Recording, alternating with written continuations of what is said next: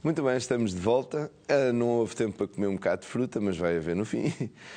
Ficou aqui com esta sugestão da nossa primeira convidada, da Horta do Bairro, aqui mesmo em Lisboa, no bairro de Campo de Ourique. Então, agora já estamos com os nossos segundos convidados desta manhã e temos connosco a APSAI, como eu referi, a Associação Portuguesa de Saúde Ambiental. E comigo tenho que primeiro aqui, eu vou apresentar primeiro as senhoras. A Sílvia, muito bom dia. A Sílvia Silva é presidente desta associação. E tem consigo, quer apresentar o seu colega? Tenho comigo o colega, o Vítor Manteigas, que neste momento é docente da área científica de saúde ambiental, da Escola Superior de Tecnologias da Saúde de Lisboa, que leciona na licenciatura de saúde ambiental. Muito bem, então sejam os dois bem-vindos, obrigado por terem aceito o nosso convite para vir aqui. E realmente eu desconhecia por completo esta associação e quando fui ao vosso site vi que tem uma abrangência tão grande que, como eu estava a dizer antes de começarmos o nosso direto, que um programa só para vocês se calhar nem chegava, estas quase 2 horas. Antes de mais, para as pessoas ficarem com uma ideia generalizada do que é a associação, em traços gerais, como é que surgiu e qual foi o objetivo de quem fundou esta associação? A APSAI, a Associação Portuguesa de Saúde Ambiental, é uma associação sem fins lucrativos, uma associação profissional que representa a profissão, os técnicos de saúde ambiental. A associação surgiu em 1995, quando os primeiros, na altura, alunos do curso de Higiene e Saúde Ambiental acabaram o seu bacharelato. Esses colegas ligados à Escola de Tecnologias da Saúde do Porto sentiram a necessidade de criar uma associação que representasse no futuro a classe profissional, na altura denominados técnicos de higiene e saúde ambiental. Era uma profissão que à data estava em crescimento. Só um bocadinho para explicar a história da nossa profissão. A profissão remonta a 1926, com a criação dos fiscais sanitários. À data, estes profissionais tiveram um papel importantíssimo. À data, como nós sabemos, Portugal não tinha infraestruturas básicas de água, de saneamento. Eram profissionais que atuavam muito na área da salubridade, profissionais que, em termos de... estavam associados a uma classe de auxiliares sem grande formação. Posteriormente, em 1945, apareceram os agentes sanitários, já com mais alguma formação, que exerciam as suas atividades nos serviços de saúde pública, muito ligado também ainda à salubridade. Em 1945, com a reforma do sistema de saúde, aqui uma reforma muito importante, de Gonçalves Ferreira, que é um marco na história da saúde pública, cá em Portugal, a profissão passaram-se a formar, a fazer os cursos de técnicos auxiliares sanitários. Este curso aí já começou a ser ministrado no Instituto Nacional de Saúde Dr. Ricardo Jorge. Foi um curso que ao longo de alguns anos, em termos de formação, foi aumentando. Inicialmente eram uns meses, quando terminou já estava em 2 anos e meio. Já era praticamente um bacharelato. Um bacharelato, precisamente por causa disso, em 1993, mais ou menos, surgiu então o bacharelato em Higiene e Saúde Ambiental, em que a profissão se denominava técnicos de Higiene e Saúde Ambiental,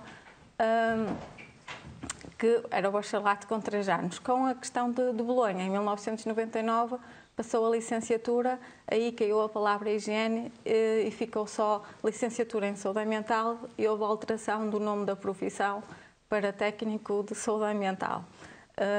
Por isso é uma profissão já que em termos de, como curso superior, já tem cerca de 25 anos, um quarto de século. Pelo que eu entendo, foi-lhe atribuída cada vez uma importância maior, não é? Maior, exatamente, pelas questões... Começou-se a ver que não chegava, os cursos que eram dados eram insuficientes, tinha que se profissionalizar mais e especializar mais as pessoas.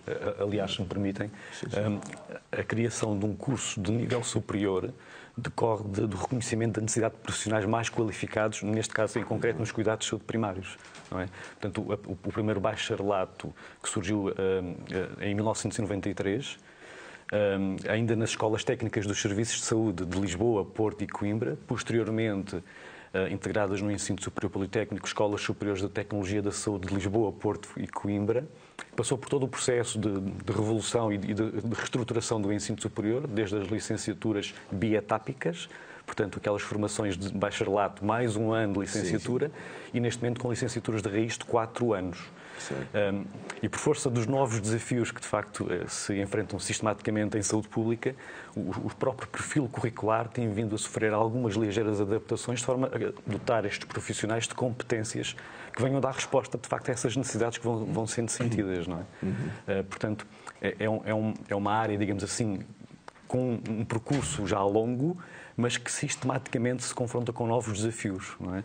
Vejamos o caso recente do ambiente, que também todos os dias dá-nos desafios bem grandes. Com certeza. E cada vez mais. Que é, aliás, o mote do exercício em saúde ambiental, que são os fatores de risco com origem no ambiente, que têm implicação na saúde das populações, não é? E pensemos, há bocado falávamos aqui de alimentos, não é? A questão da segurança alimentar, por exemplo, não é? A questão da qualidade do ar, que, aliás, é o tema deste ano, do Dia Mundial da Saúde Ambiental, que se vai celebrar já na próxima semana, dia 26 de setembro. Foi um dia que foi determinado, decretado, digamos assim, pela Federação Internacional de Saúde Ambiental e que este ano dedica este seu Dia Mundial à qualidade do ar, tanto interior como exterior. Porque, de facto, é um dos problemas sérios que decorre naturalmente da poluição, não é? E com implicações sérias na saúde das populações. Pois, isso é um tema abordado já há alguns anos, né? E há acordos internacionais feitos nesses sentidos de tentar travar aquilo que se estragou muito, não é? Muito associado às alterações climáticas, essencialmente. Pois, e penso que seja por aí. Há coisas que a gente não tem qualquer hipótese de controle, porque não passa pelo ser humano, não é? Mas há outros que podia-se ter evitado. Reconhecidamente se sabe, hoje em dia, e cada vez mais, que muito daquilo que se vive no presente, e pensemos naquelas catástrofes e fenómenos naturais que ocorreram há relativamente pouco tempo, que decorrem, de facto, da intervenção humana, que decorrem da atividade humana, não é? Que vem essencialmente desde a Revolução Industrial. Pois isso é que veio estragar aqui o nosso planeta todo, não é? Sim. E depois as pessoas, quando foi a Revolução Industrial, nunca pensaram que nas questões ambientais, aquilo estava tudo tão voltado para que estas coisas... Na altura, o foco era outro. Era outro. Era a qualidade de vida sem se perspectivar na altura as consequências que... Então, só muitos anos mais tarde é que se começou a ver, para lá, isto vai-nos fazer mal. E infelizmente há ainda quem não veja isso, não é?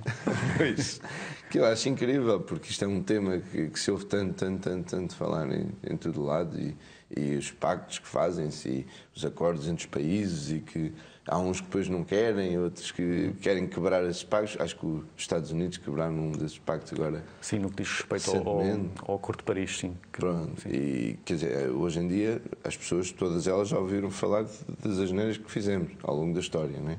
E que o processo não dá para andar para trás. Agora pode ser travado para não agravar mais, digo eu. Eu sou um leigo na matéria, não percebo nada do assunto, mas por isso eu tenho direito a dizer disparates sobre isto. Vocês é que não. Com certeza. Sim, o nosso papel é precisamente diminuir ou minimizar todos esses fatores ambientais e as implicações que têm na saúde das populações. O nosso curso, nós somos profissionais de saúde, a nossa formação base é na área da saúde, por isso o nosso foco é sempre a saúde das populações. Se me permite, uma coisa que é extremamente importante e que muitas das vezes não é claramente percepcionado por quem não está na área. Quando a Sílvia fala em populações, aliás, estamos a falar de facto de grupos populacionais e não especificamente no indivíduo. Não é? Quando nós olhamos para as profissões de saúde, muitas das vezes, não quase sempre, o foco é o indivíduo e a patologia. Nós trabalhamos muito numa perspectiva de prevenção. Pois. Tentar evitar que, de facto, os fenómenos aconteçam. Exatamente, sim. Normalmente, nós quando atuamos os técnicos de saúde mental na área da saúde, neste momento onde atuam mais é nas unidades de saúde pública, na área da saúde pública, embora também tenhamos colegas a trabalhar na área hospitalar. mas é sempre, digamos, em termos do sistema de saúde, quem trabalha em saúde pública, e não só os técnicos de saúde ambiental, como os médicos de saúde pública, os enfermeiros de saúde pública, o nosso trabalho é sempre um trabalho mais de retaguarda, nem sempre é visível aos olhos do público. As pessoas não sabem que vocês estão lá. Era o que o meu colega Vítor estava a dizer, enquanto os outros profissionais de saúde atuam muito numa perspectiva de saúde individual, o utente vai ao médico, vai ao enfermeiro, conosco não, nós atuamos em termos da saúde comunitária. Exatamente. Tem que arranjar uma farda que é para serem reconhecidos. Desengane-se, porque em algumas ocasiões muito particulares há necessidade de utilizar equipamento branco. E bem mais para proteger, não é? Exatamente, nós somos muito exatamente. versáteis, tanto podemos estar a fazer uma vistoria num hotel 5 estrelas, como podemos estar a verificar da parte da tarde, por exemplo, uma vistoria de insalubridade e chegarmos cheios de lama. A nossa profissão é muito versátil. Não convém que seja ao contrário. Primeiro para a lama e depois para o hotel. Então, a associação, que tipo de iniciativas é que faz no sentido... E eu penso que se calhar é no sentido de sensibilizar as pessoas, ou não? Nós, em termos de associação, como é a associação profissional e que representa, digamos, a classe, um dos nossos objetivos é promover a profissão e não só, e toda esta área da saúde ambiental. Neste momento, posso falar dos projetos em que a associação está em curso. Por exemplo, neste momento nós fazemos parte da Comissão da Reforma da Saúde Pública Nacional. No âmbito dos cuidados do Serviço Nacional de Saúde estão a ser, neste momento, discutidos para a reformulação dos serviços de saúde pública. A nível das unidades de saúde pública que funcionam a nível local junto das comunidades, os técnicos de saúde ambiental são o maior grupo profissional a exercer nessas unidades de saúde pública, juntamente com médicos de saúde pública e com enfermeiros de saúde pública. Neste momento fazemos então parte dessa comissão. Estamos ainda num outro projeto, conjuntamente com outras associações profissionais da área da saúde, das designadas áreas das tecnologias da saúde, que é o Fórum das Tecnologias da Saúde. O Fórum, digamos, que é uma organização supra-associativa que engloba 15 associações profissionais, em que um dos nossos objetivos é pela criação da ordem profissional. Nós neste momento, que não existe. Nós neste momento, na área da saúde, os profissionais das designadas áreas tecnologias da saúde, que envolve, e só para quem está em casa perceber um bocadinho, estas profissões são como, por exemplo, o técnico de radiologia, técnico de análises clínicas, o higienista oral, sim. o técnico de farmácia, técnicos de cardiopneumologia, são várias. São também licenciaturas que são ministradas nas Escolas Superiores de Tecnologias da Saúde, juntamente com o curso de saúde ambiental. E estas profissões, neste momento, são profissões que não são, digamos, autorreguladas, que não têm uma ordem profissional. Somos o grupo profissional na área da saúde que ainda não temos a ordem e estamos também nesse projeto conjunto, que neste momento já entregamos todo o processo na Assembleia da República para que se conclua pela criação da ordem, que é muito importante neste momento, porque convém ter uma regulamentação. Exatamente, irregular, porque muitas vezes nós vamos, como utentes... Tem um código deontológico. Exatamente, e vai tirar sangue, vai fazer um raio-x, garantir que esses profissionais haja uma maior autorregulação. São profissões de saúde e para cá segurança para as pessoas, exatamente. Então, e vocês têm representação a nível nacional, esta associação? Esta associação é a nível nacional, embora a sede seja no Norte. É no Norte. Não se nota nada.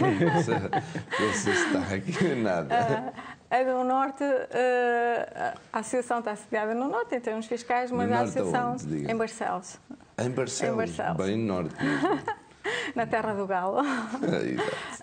Mas a associação é versátil. Daqui a bocadinho vamos entrar em direto. Com Barcelos? Não, para Vila Real. Depois vamos ter que interromper a nossa conversa, está a haver lá um fórum da CPLP, e então temos lá a nossa equipa de reportagem exterior e vão entrar em direto de Vila Real, que também é bastante lá mesmo no norte, né? Mas tem então uma abrangência, cobertura e associados, todos os técnicos são associados? Todos não. Nós temos colegas a exercer em várias áreas. Neste momento, e o facto de não existir a tal ordem profissional, também é um bocadinho difícil dizer quantas pessoas nós temos, digamos, a exercer. Daí a necessidade dessa autorregulação e de termos a ordem profissional. Estava eu a dizer, além de estar sediada no Norte, em Barcelos, a associação é versátil e o nosso objetivo é promover eventos por todo o país. Por exemplo, estas duas últimas Assembleias Gerais que nós fizemos, uma foi no Porto, a outra foi em Coimbra. Futuramente será em Lisboa. O facto de estar sediada no Norte, pronto, é para efeitos fiscais, mas queremos... O país é pequenino, chega-se facilmente a qualquer lado.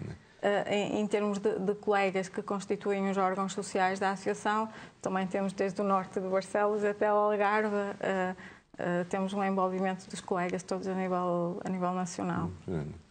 E qual é o seu papel na associação? Eu sou um mero associado.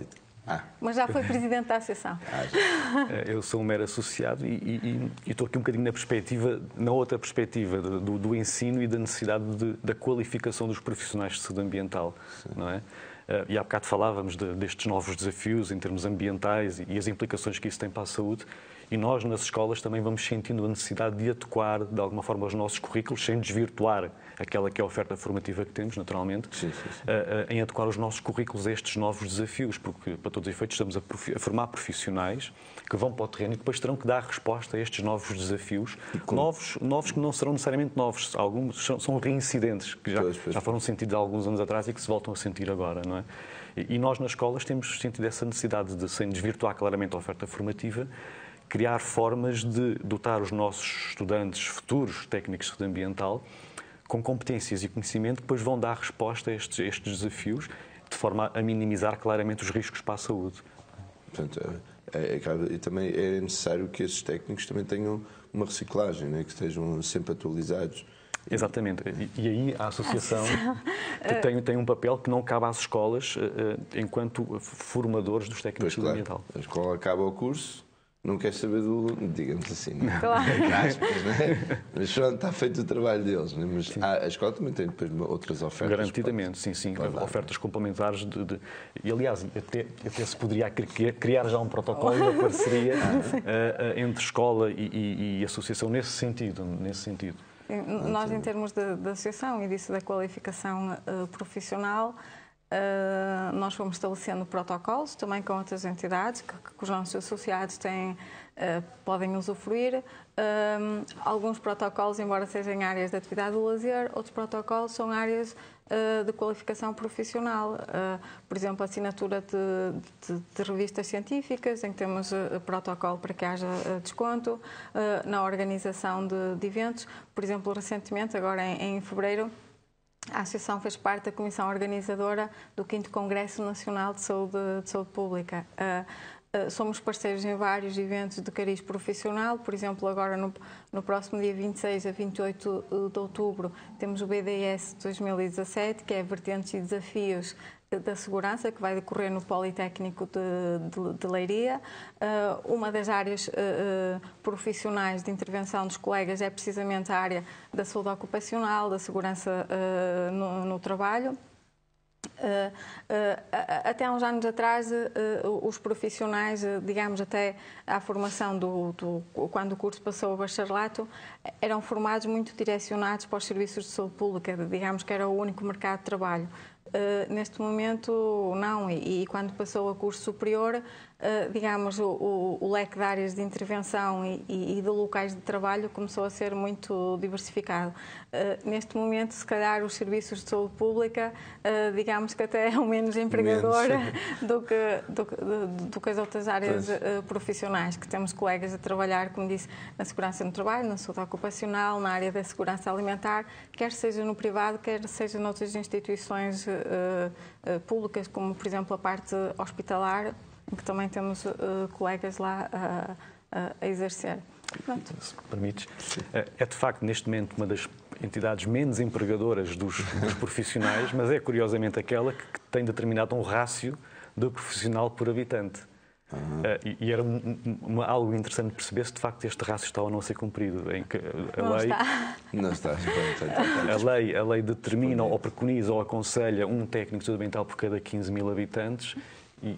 Nós, neste momento, a Associação fez um estudo recente e temos cerca de menos 45% dos profissionais nos serviços de saúde pública do que aquilo que deveria ser. Como o colega disse, devia ser um técnico de saúde mental por 15 mil habitantes. Nós, neste momento, temos graves carências em algumas unidades de saúde pública destes profissionais. Obviamente que depois não conseguimos dar capacidade de resposta e o que seria desejável, não é? Porque sem ovos não se faz omeletes, como se costuma dizer. E é um bocadinho complicado. Pronto. Nós, como estamos na Comissão Nacional da Reforma da Saúde Pública, é um dos aspectos com o qual nós nos temos debatido, esta carência de profissionais. Não podemos... Mas isso é porque o Estado não liga nenhuma. Exatamente. É porque o Estado não abre concurso e esses profissionais... E pela falta um bocadinho de visibilidade do trabalho da saúde pública, porque é tal questão. Se a população não tiver médico de família ou enfermeiro, eles reclamam e até fazem manifestações e fecham se não tiver um técnico de saúde ambiental, o nosso trabalho, não se apercebem. Exatamente, como é da retaguarda, não se apercebem desse trabalho, o que é natural, não é? Porque enquanto numa perspectiva de saúde individual há aquele contacto, as pessoas em casa bebem água da rede pública, que é uma das atividades, por exemplo, que é vigiada por nós, mas não sabem. Se não existir técnicos de saúde ambiental que façam essa vigilância, as pessoas não se apercebem, mas se não tiver médico de família, aí já se apercebem. Pronto. E na área da saúde pública era bom digamos, que o Governo olhasse um bocadinho para essa área, em termos de recursos. Isso seria mesmo o Ministério da Saúde. É mesmo o Ministério da Saúde. Os serviços de saúde pública, sim, é no nosso Serviço Nacional de Saúde. Para clarificar, as unidades de saúde pública são uma unidade funcional à semelhança daquilo que acontece com as unidades de saúde familiar, onde nós temos um médico de família. Okay? É uma unidade funcional tal qual uma unidade de saúde familiar, mas onde se desenvolvem atividades no âmbito da saúde pública, onde estão integrados os técnicos de saúde ambiental, os médicos de saúde pública e alguns outros profissionais, nomeadamente os enfermeiros de saúde pública. Exatamente. E a verdade é que o trabalho do técnico de saúde ambiental... Mas é mais o técnico, esses todos mais na rua que trabalham. Fundamentalmente. Sim. Na prevenção. Por exemplo, foi noticiado há bem pouco tempo, ontem, a questão da presença pela primeira vez de uma espécie de mosquito que é um dos vetores da dengue, não é? Sim. Aqui em Portugal. E é público, portanto, hoje podemos falar disto, não é? E a verdade é que isto só foi possível acontecer, a detecção precoce deste vetor, por todo o trabalho que os técnicos de saúde ambiental têm no terreno, no âmbito de um programa que é uma rede de vigilância de vetores, que além de depois todo o procedimento laboratorial, que não é competência dos técnicos de saúde ambiental, mas por força do trabalho que os técnicos têm no terreno no que diz respeito à recolha de amostras. Portanto, e sem o trabalho destes profissionais, esta detecção precoce, e estamos a falar apenas de um exemplo, não seria de todo possível. É perigoso. E agora o que é que há a fazer? Fechar-nos em casa? Não. Neste momento, e de acordo com aquilo que foi a informação que a Direção-Geral de Saúde veiculou, o que nós temos é um mosquito vetor. Não temos mosquitos contaminados. Porque não temos mosquitos portadores do agente causal da doença. Pronto, portanto, por isso, neste momento não há motivo de alarme, isso está a ser vigiado pelos serviços de saúde pública. Estamos atentos e estivemos, claro, daí ele ter sido logo detectado, mas em termos para a população em geral não temos que nos alarmar por enquanto. Por enquanto, está bem, ficamos assim.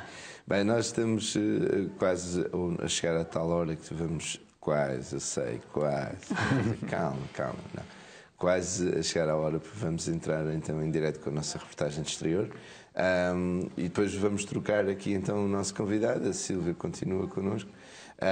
Portanto, dou-lhe agora estes últimos minutinhos para falar das vertentes do exercício destes profissionais e aquilo que quiser informar as pessoas, porque às vezes até a nível ambiental o que falta muito para as pessoas é a informação. Claro. Bem, como eu disse, as escolas superiores de tecnologia da saúde, Lisboa, Porto e Coimbra, que neste momento são as 3 escolas do ensino superior Politécnico de Lisboa, Coimbra e Porto, que formam este tipo de profissionais, têm em linha de conta as várias saídas dos licenciados em saúde ambiental, seja na área da saúde pública, seja na área da saúde ocupacional, e toda a sua estrutura curricular está assente, de facto, nestas necessidades depois do mercado de trabalho.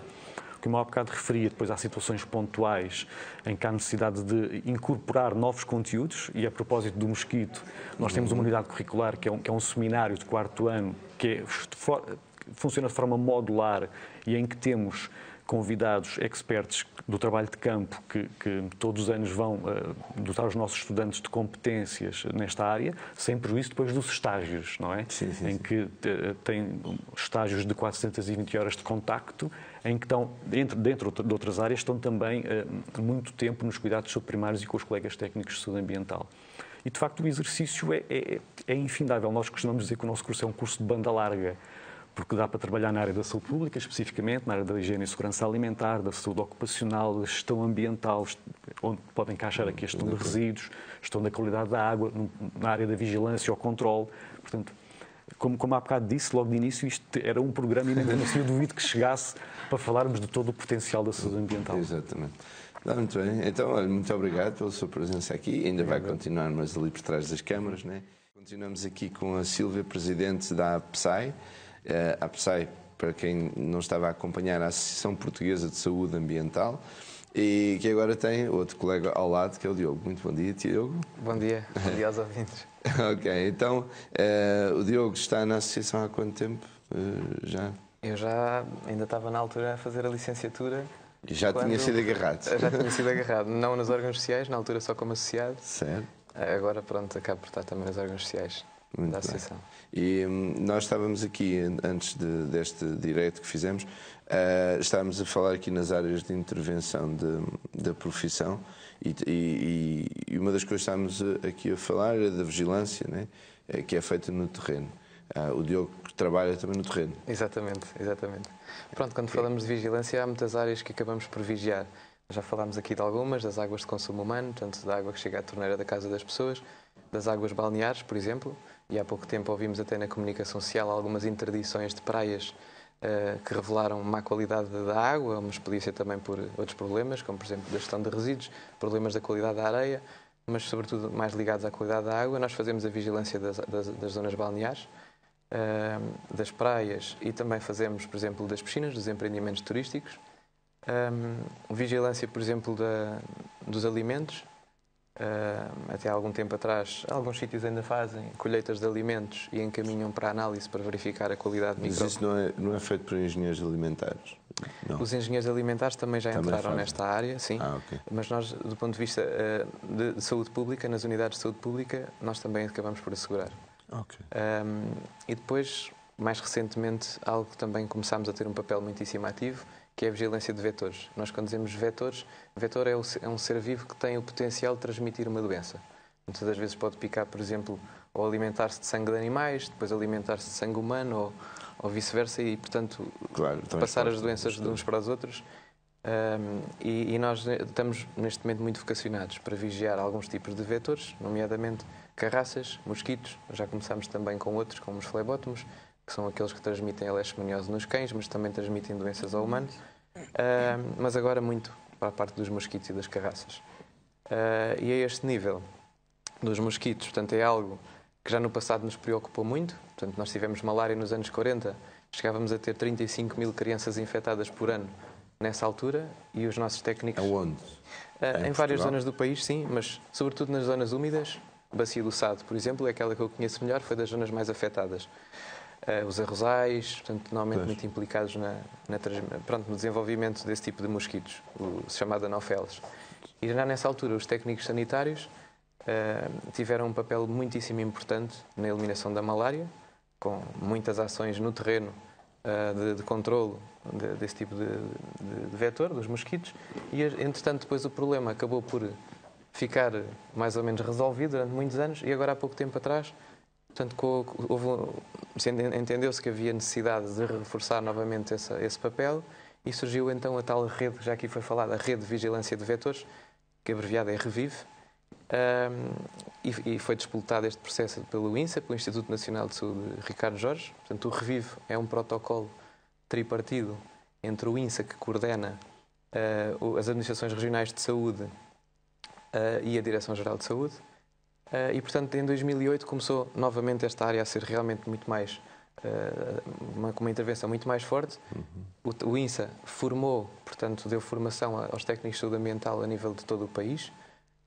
Disputou este processo com a história dos mosquitos, com a vigilância dos mosquitos.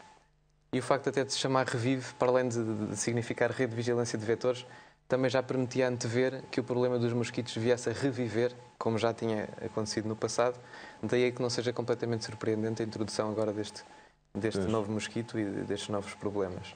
Mas pronto, o papel muito importante realmente, o REVIV a disputar o processo, a dar formação aos técnicos, como laboratório, porque todos tantas carraças, os mosquitos, até outro tipo de vetores como pulgas, percevejos, etc., eles acabam por ter um papel ativo em todos estes, tentar analisar e identificar todos estes seres vivos que acabam por poder trazer problemas para as comunidades. E depois os técnicos de saúde ambiental, com essa formação, a replicarem tudo isso e a potenciarem tudo isso no terreno. Portanto, com colheitas periódicas, com intervenção no âmbito de queixas, com a eliminação de criadores junto das populações, portanto, com a formação a muitos grupos que podem tanto ajudar na vigilância como grupos que estão particularmente expostos ao risco, sejam, por exemplo, formações nos fuzileiros, na Escola de Fuzileiros, na Escola Naval de Alfeite, formação ao GNR, portanto, às equipas especiais de proteção da natureza da GNR, formações aos vigilantes da natureza, aos caçadores, ações nas escolas, inclusivamente formação aos próprios médicos. Portanto, temos acompanhado muitos médicos que acabam por ir connosco nas saídas de campo, seja para perceber como é que é a dinâmica dos criadores, onde é que eles estão, na vigilância portuária, por exemplo. Os criadores, que são animais. Os criadores, portanto, são as zonas que permitem que se desenvolvam estes seres vivos com potencial de transmissão de doença. Que podem ser, no caso dos mosquitos, são compartimentos com águas estagnadas. Que aqui na zona do Rio Batejo há muito. Exatamente. Podem ser grandes massas de água, como por exemplo os arrozais, como aquelas pequeninas que estão à porta das nossas casas, sejam os pratinhos das plantas, os tanques de rega, os bidons. Tenho uma casa aqui no Concelho de Vila Franca e há aqui um palácio, que é o Palácio do Sobralinho, que ia lá muitas vezes passear, às vezes tinha que fugir de lá a correr. Exatamente. Mas era uma coisa... Era. Não sei se ainda é, que agora já há uns anos não vou lá, mas aquilo não se conseguia mesmo. Chegávamos a casa picados de tudo. Exatamente. Mas de repente apareciam assim. Exatamente. Isso Daí ainda a acontece. importância das nossas ações de formação e da sensibilização à população em geral. Ou digamos, ou a grupos, ou a comunidades mais restritas, onde temos esses problemas mais localizados.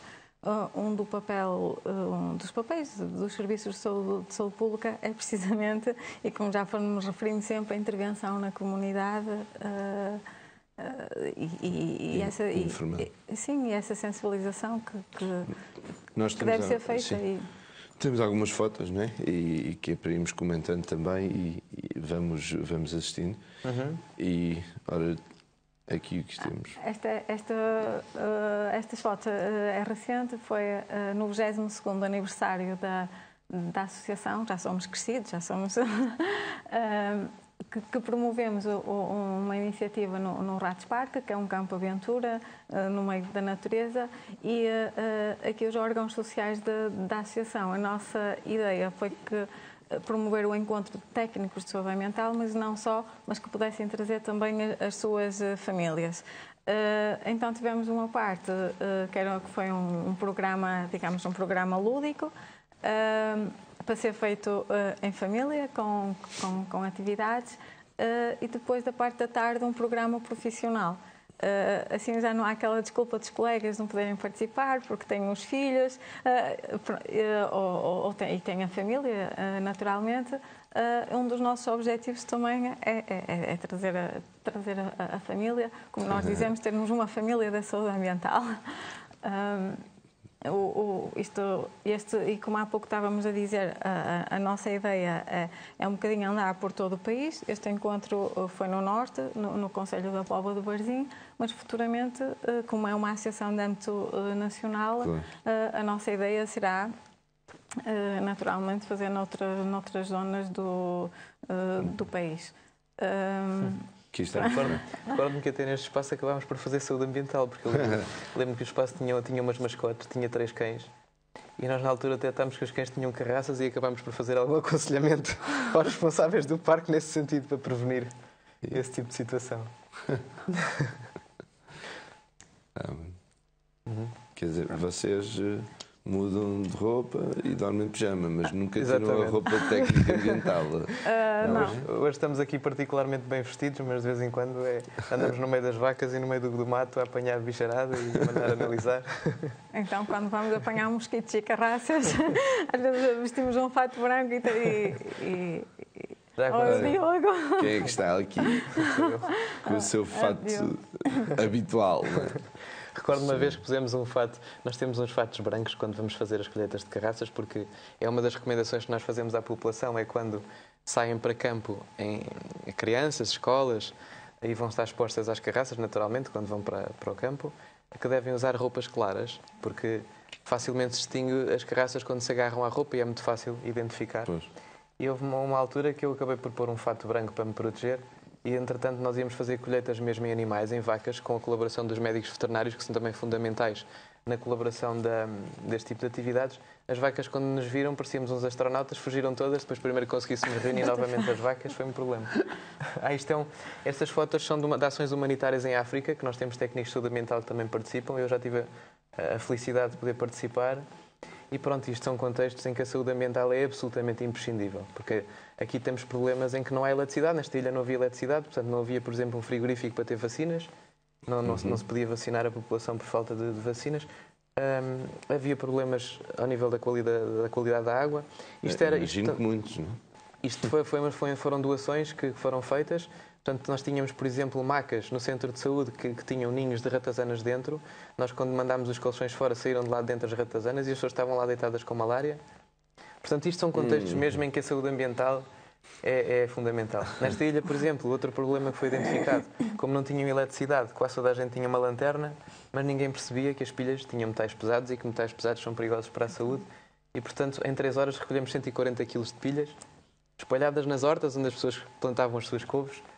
E as suas... eles mandavam para o chão. Para o chão, as crianças partiam as pilhas e brincavam com as extremidades como se fossem discos.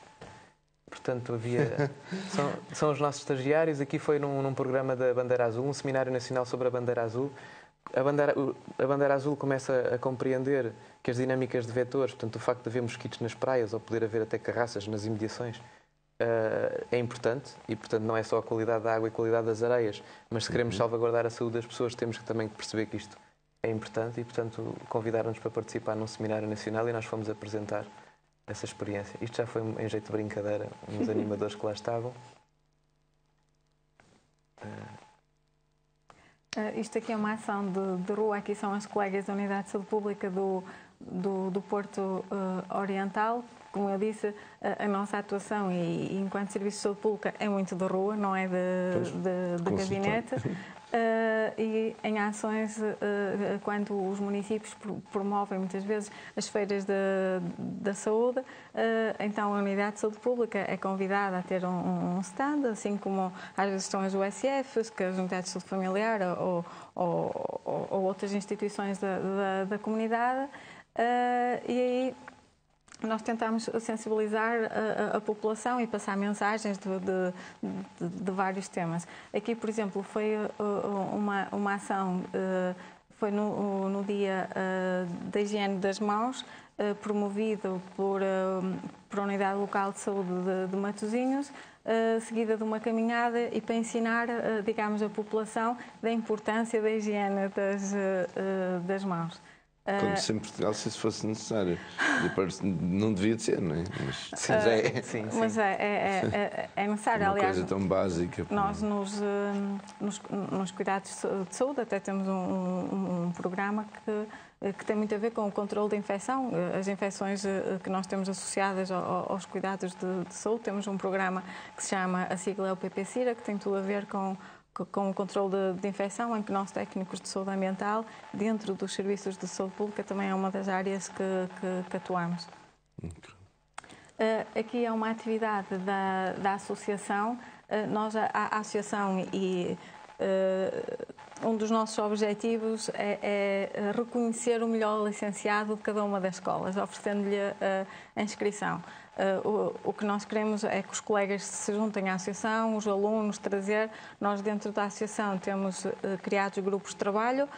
Hoje, o Diogo está cá, faz parte dos órgãos sociais, o Vítor anteriormente não fazia, mas trabalhamos muito com os associados e dentro da associação temos grupos de trabalhos dos associados das mais determinadas áreas. Aqui é um colega que está a fazer a apresentação da associação. Logo, quando os alunos iniciam a licenciatura em saúde ambiental, nós logo desde o início queremos ter um contacto estreito entre escolas e associação e fazer essa apresentação, essa divulgação e que venham colaborar connosco. Eu gostava de aproveitar há bocadinho aquelas imagens que passaram daquele contexto desfavorável que era na Guiné-Bissau, na ilha de Jeta. Relembrar que esta visão integrada das coisas é tão importante. Por exemplo, não se consegue nunca acabar com a malária, com os problemas das doenças transmitidas por mosquitos, se não acabarmos também com o lixo espalhado. Portanto, cada lata, cada garrafa abandonada acumula água no seu interior e o mosquito consegue lá ir pôr ovos e consegue se desenvolver lá dentro. E em África este problema é gigante. Portanto, naquela ilha, por exemplo, latas e garrafas existiam em quantidades enormes, não é?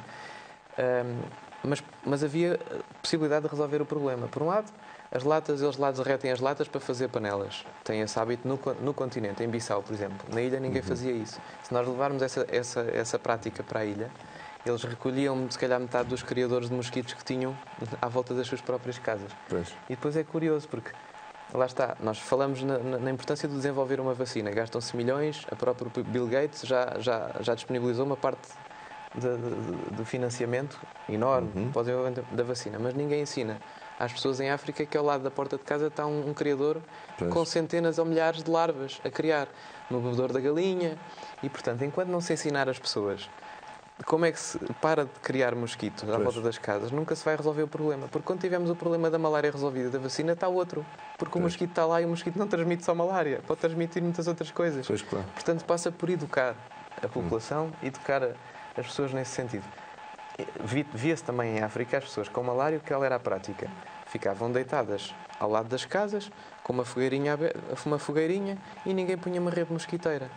Porque achavam que aquela pessoa já estava doente, não era preciso proteger. Quando aquela pessoa era ela que alimentava os mosquitos da doença que depois iam passar aos outros. Portanto, essa pessoa que estava doente ainda era mais importante estar protegida com a rede mosquiteira. Claro. E não, punham-na na rua. Portanto, é exatamente o contrário daquilo que se devia fazer que nós vemos que é feito. E temos que dedicar atenção a isto. E a Associação tem dedicado, e nós, enquanto profissionais também, até inclusivamente, formação aos próprios professores. E há pouco tempo até teve em discussão pública o perfil do aluno, portanto, aquilo que se pretendia com as competências do aluno quando ele terminava a escolaridade obrigatória, e a Associação, inclusivamente, se pronunciou dizendo que estas temáticas, que são práticas tão básicas e tão simples de aprender, que deviam ser lecionadas no ensino. E, portanto, toda a gente devia sair da escola a saber o mínimo sobre isto, porque é assim que nós vamos conseguir controlar melhor as doenças e não termos depois que recorrer aos pesticidas de síntese química com todos os problemas que também estas questões às vezes acabam por envolver, com riscos também para a saúde e para o ambiente, não é? De maneira que, pronto, temos dedicado particular atenção. Claro que mesmo em Portugal essas coisas acontecem, não é? Não estamos assim num país muito atrasado, mas acontece. Um bocadinho, mas acontece. Nós vamos a uma horta, quase todas as hortas, quase todas têm criadores de mosquitos. Pois. Quase todas. Que é o balde para pôr a enxada, para o cabo inchar, é o bidão da água da água da chuva para aproveitar para depois para regar, é o tanque de rega, portanto encontramos quase sempre. Então é preciso realmente fazer esta sensibilização. Noutros países, isto já chegou a níveis, nós ainda não estamos, obviamente, nós detectamos agora a introdução do mosquito, pronto, com esse potencial de transmitir doença, mas noutros países ele já existe há muitos anos, por exemplo, em Cuba, e em Cuba uma família que tenha uma água estagnada e que se vá lá alguém da nossa profissão é multada, porque está a criar problemas à vizinhança. Não é em nenhum país ultradesenvolvido. Exatamente, tem esta consciência. Portanto, sabe que aquela pessoa está a criar problemas aos vizinhos. Claro. Não é? Que não tem culpa nenhuma de ter algum desleixo ou inconsciência a estes níveis. Nós esperemos nunca chegar aí, mas que tem que se fazer um trabalho de base de formação da população a sério, tem. E depois há outra questão também, que é outro trabalho muito importante de se fazer. E já se começou por algum lado. Portanto, em 2016 foi criada uma lei que aprova o plano de prevenção e controle de doenças transmitidas por vetores em fevereiro de 2016. Mas depois havia 90 dias para regular aquela lei e nunca foi regulada. Portanto, em maio do ano passado devia ter sido regulada, estamos nesta altura ainda não foi. E estamos com os mosquitos a entrar, como percebemos, não é? E, portanto, estas questões estão ainda muito atrasadas. E o controle de vetores é uma área que está muitíssimo atrasada. Os serviços públicos têm pouca competência nesta área. Nós, por exemplo, nem é preciso falar só de vetores e de transmissão de doenças, mas de falar, por exemplo, de pragas, que são extremamente incómodas e podem trazer outro tipo de riscos, por exemplo, para a segurança alimentar. Baratas, formigas, que às vezes invadem áreas alimentares ou invadem, por exemplo, os serviços de saúde. Nós temos sempre que recorrer ao setor privado com fins lucrativos para controlar. E nós depois, às vezes, a maior parte das vezes, não temos a capacidade de supervisionar, saber se isto efetivamente o trabalho está a resultar, não está, se estamos a pagar e a coisa está a ser bem feita ou não está, não é? E, portanto, os serviços públicos têm realmente que se dotar de alguma competência para atuar, não é? E a regulamentação dessa lei é absolutamente fundamental e estamos a 1 ano e meio quase que passou e que já devia ter sido. E a Associação tem chamado a atenção para isso várias vezes. Aqui eu gostava só de acrescentar, e para quem está lá em casa perceber, o Diogo, esta parte que o Diogo abordou é relativamente só ao controle. Em termos de vigilância, essa vigilância que é feita pelos serviços de saúde pública, pelos técnicos de saúde ambiental que andam no terreno, e a população não se tem que preocupar, que isso nós estamos a fazer desde 2008. Temos das melhores redes de vigilância de vetores a nível europeu.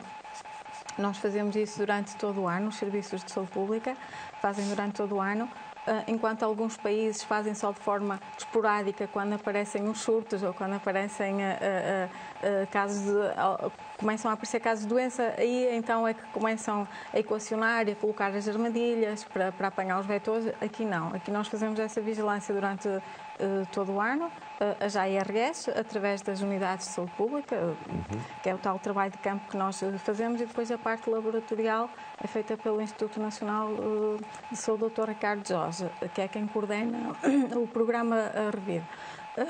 Por isso, só mesmo para fazer a distinção entre a vigilância e o controle. Daí que nós já estávamos à espera e como o mosquito foi introduzido e foi logo detectado. Em termos de vigilância, a população pode estar tranquila que isso é muito bem vigiado e em todo o país. Nós, por exemplo, em 2008 começámos a fazer a vigilância dos mosquitos, em 2011 começámos a fazer a vigilância das carraças. Hoje em dia, por exemplo, há uma prática nas carraças que não existia anteriormente, que é alguém que chega a um serviço de saúde com uma carraça, a carraça é retirada, é guardada, é condicionada e é encaminhada para o Instituto Nacional de Saúde para fazer a identificação de que espécie é que será aquela carraça, e se está ou não infectada e que tipo de agente infeccioso é que é portador. Isto é extremamente importante para nós conhecermos o que anda à nossa volta. E, inclusivamente, permite saber ou ter alguma informação que é muito relevante. Por exemplo, qual é o local suspeito onde a pessoa foi picada? Às vezes chega-se à conclusão que a criança foi picada na escola. Ora bem, então se calhar temos dentro da própria escola carraças que estão a transmitir doenças e então tem que haver alguma intervenção. Depois nós vamos à escola, vamos confirmar se de facto foi lá ou não foi. Se foi, temos que depois propor uma ação corretiva, não é? Tem que se propor que seja controlado o vetor, seja fazer uma limpeza do terreno, mas depois aí muitas vezes é aí que acaba muitas vezes por falhar. É depois as competências públicas então para atuar bem, salvaguardando... Pois quem vai limpar o terreno não são vocês. Exatamente. Nós fazemos vigilância. Em termos de serviços de saúde pública, fazemos a tal vigilância. E depois se não houver continuidade e que se cumpram as vossas diretivas. Exatamente. Já aconteceram, por exemplo, situações de casas, de habitações com pragas de carraças a subirem as paredes, pareciam formigas, em que ali em 5 minutos apanharam-se quase 300. Aí depois, assim, o que é que se faz? Estas pessoas estão em risco. E o que é que se faz? vamos queimar o terreno, vamos queimar o mato. Mas espera, estamos com 40 graus de temperatura e está tudo seco, ninguém arrisca fazer uma queimada nesta altura, nem com os bombeiros. Então o que é que se faz? Qual é a alternativa? Que produtos? Onde é que a pessoa pode recorrer? Quem é que aplica? Não é? E depois fica tudo em águas de bacalhau, muitas vezes tem que ser o próprio a tentar arranjar uma solução milagrosa, que pode não ser a melhor do ponto de vista ambiental e do ponto de vista da própria saúde pública, mas tem que se resolver. E estas coisas ainda existem.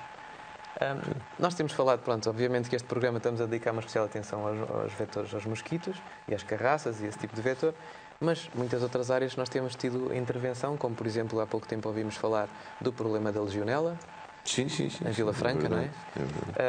E os técnicos de saúde ambiental têm um papel extremamente importante nisto, seja ao nível da prevenção, porque quando se faz o licenciamento de determinadas unidades industriais, nós temos que nos pronunciar ainda em fase de projeto de arquitetura e, portanto, tentamos salvaguardar que as redes de água quente, sejam feitas nas devidas condições, com água tratada, e, portanto, logo numa fase de prevenção nós atuamos e depois, quando surgem estas situações de surtos, vamos para o terreno fazer as análises, a recolha de amostras, identificar exatamente onde é que é o foco, para depois haver uma intervenção. Portanto, há todo esse trabalho que também não é visível, lá está. Quando foi o surto de Vila Franca, quando foi o surto de Vila Franca, sexta-feira, foi sexta, foi sábado, foi domingo, foi segunda, os técnicos trabalharam incessantemente, mas não aparecem em lado nenhum.